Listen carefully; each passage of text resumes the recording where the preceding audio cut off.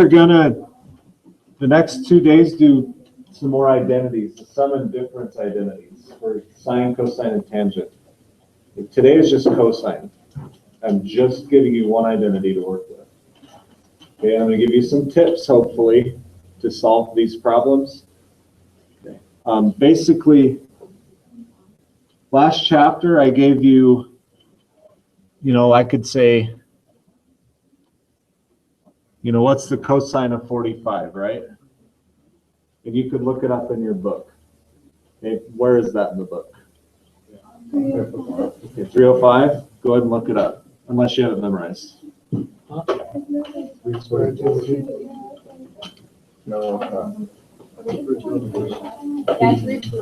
Okay.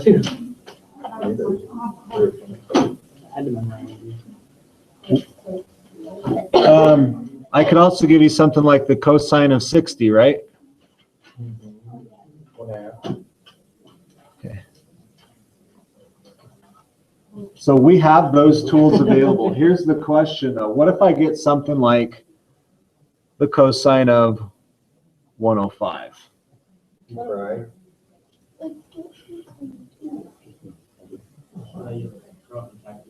Okay, that's one option, right?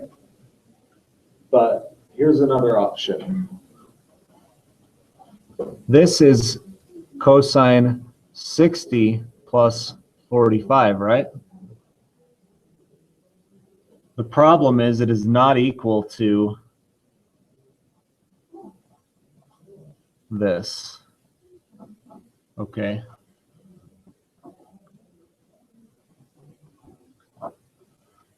You can't do that. But there's a formula that tells us what to do. Okay, so if we know the cosine of 60 and the cosine of 45, we can calculate the cosine of 105 with this formula. Here it is.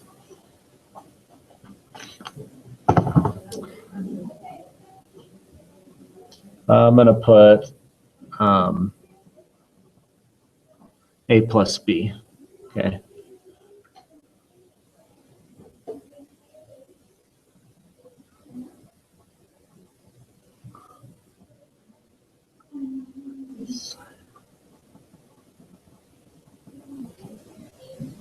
That is the sum identity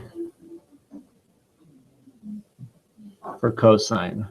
So cosine A plus B is cosine A cosine B minus sine A sine B, right?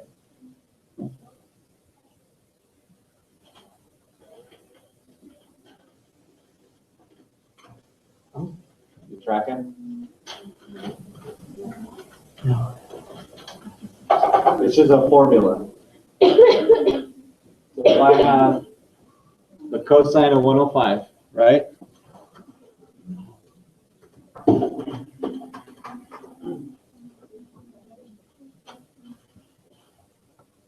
It's 105 is 60 plus 45, correct? So I need cosine 60 cosine 45 minus sine 60 sine 45.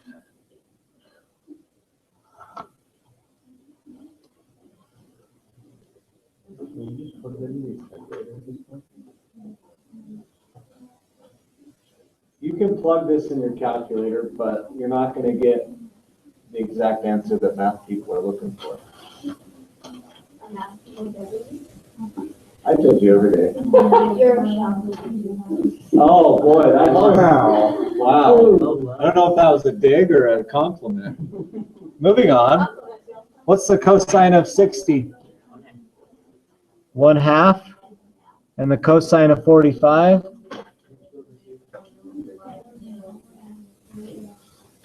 What's the sine of 60? And the sine of 45 is? Okay. So we have each one of those in our books, on our blue sheets, etc. We can solve for 105 using them. So now we just do some simplification here. This is root 2 over 4. minus root 6 over 4, right? And what's my final answer? Because I have a common denominator. No. Plus or minus. Root 4 over 4. Oh, you can't subtract those. Yeah, they're not like terms you can't subtract. And you're done. Okay. The hardest part is figuring out which two numbers to use, especially if you do radians.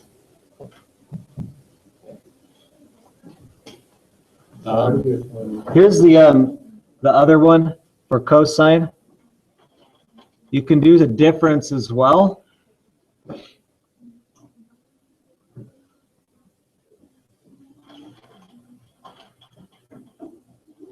Okay, this is the difference identity.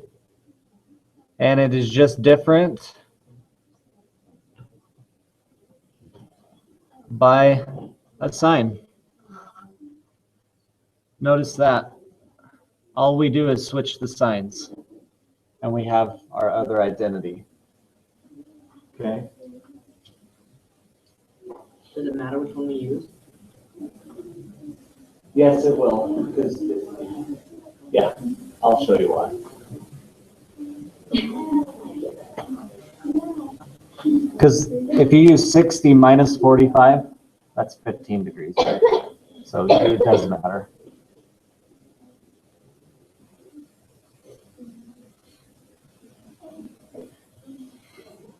Have you determined if there any reason we use a tangent instead of sine?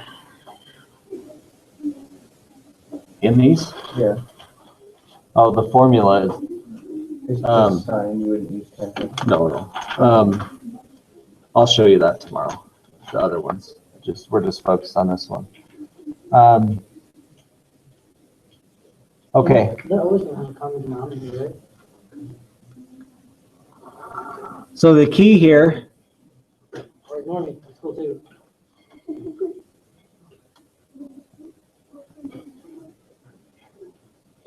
is to figure out what those numbers are, A and B. So like 105, right?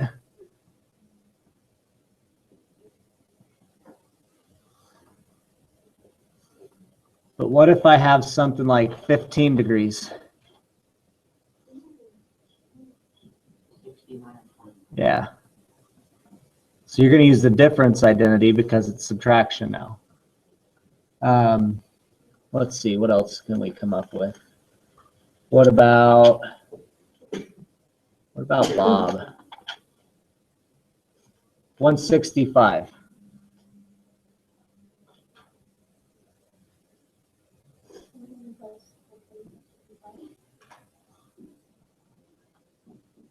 Has to be two numbers.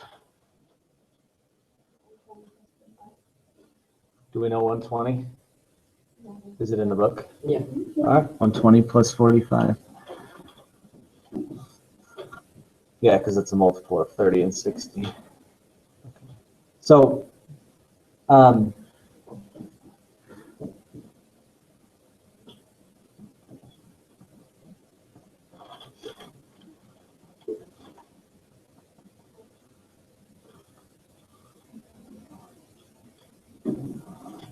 okay, so we're using the numbers in the tables to build those. That's the key.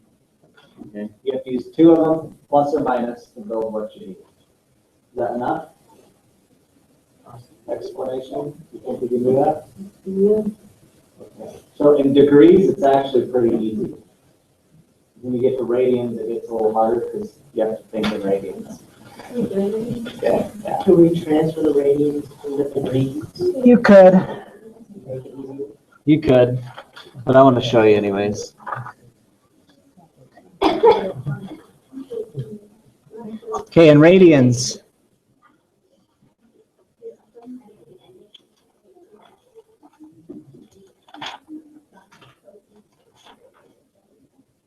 What if I gave you something like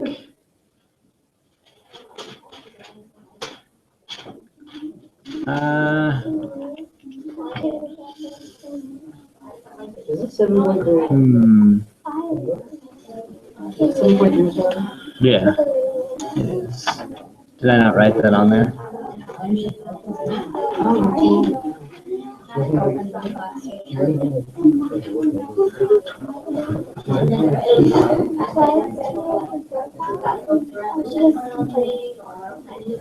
Okay. Can you generate pi over 12 from two measurements in that table? Those are in degrees, aren't they? Is there a radians table? Yeah. So there it is. Is it really? I think there is. Oh, that converts it.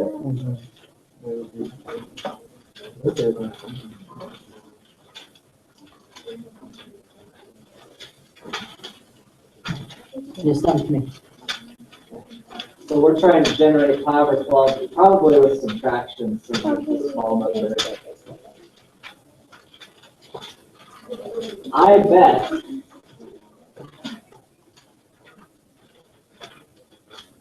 let me just list some key radian measures. Pi over 6, That's just a conversion. pi over 4, pi over 3. Those are our common ones. Okay. I bet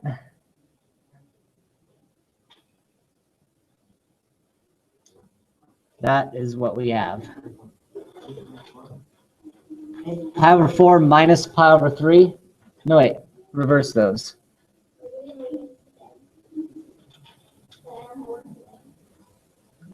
Reverse them. Because this one is 4 pi over 12. And this one's 3 pi over 12. Right? You have to, what you're doing is fraction math. Okay. Oh, 3.4. thanks, Jared. That's a conversion. It's only just. Okay, use it. So what pi over 12, I think is 15 degrees. It's not on a conversion chart, right? You could also do cosine of 15 if you want to convert it to degrees.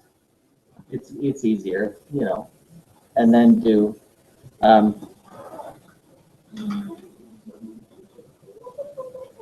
60 minus 45, right? How do you do the top one? Do you want me to finish the top one? Okay, so do you understand why I got pi over 3 and pi over 4? Yes. So what's the difference identity? Cosine pi over 3, cosine pi over 4, plus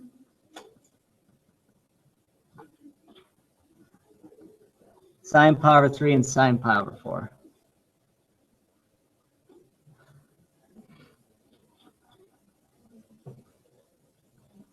Okay, So these ones gonna be on homework? probably. What's the cosine of pi over 3? Should be 1/2.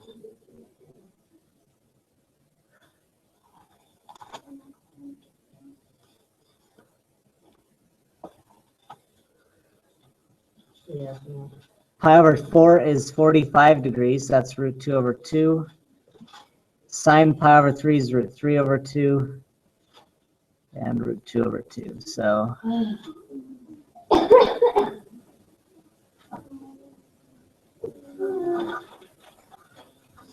there you go.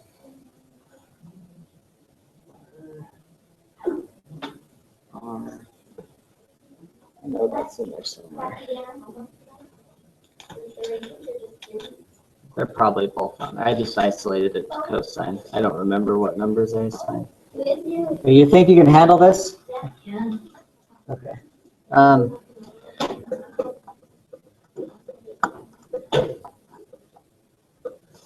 So 5, 14, 16, and 19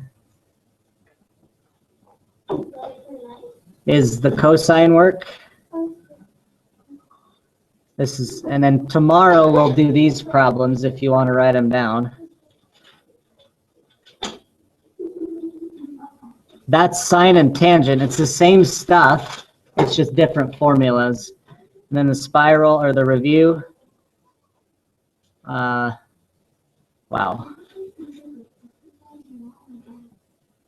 I had to pick and choose out of these ones apparently. Looks like a lot, but it's no more than normal. So that's 2 days worth of work.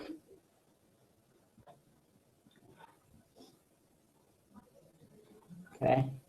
But I do want to check these tomorrow. Okay. I want to check part A. So at least do those. You can do the review if you want to. You can do it all if you want to. Doesn't matter to me. We're not grading it officially until Friday. So, any questions? 80 then.